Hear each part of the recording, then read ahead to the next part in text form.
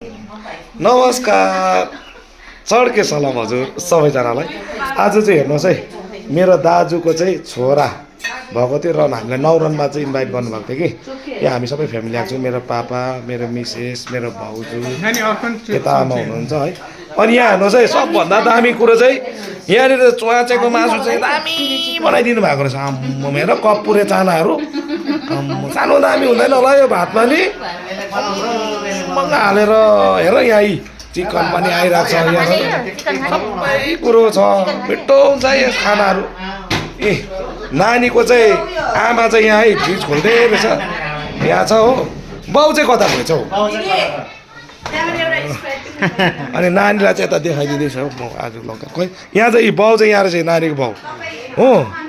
यी नानी चाहिँ सुतिरहनु भएको छ हो। ए हाम्रो छोरा भएको छ दाजुको, र छोराले चाहिँ छोरा भएको खुसीमा चाहिँ हामीले यहाँनिर एकदम पार्टी दिनु भनेर बोलाउनु भएको रहेछ कि। यहाँ आमालाई हेर्नुहोस् है, यहाँ चाहिँ नानीको आमा ल हो। हजुरहरूलाई नि यो चुवाचेको मासुहरू चाहिँ कस्तो लाग्छ यसरी खानु हो?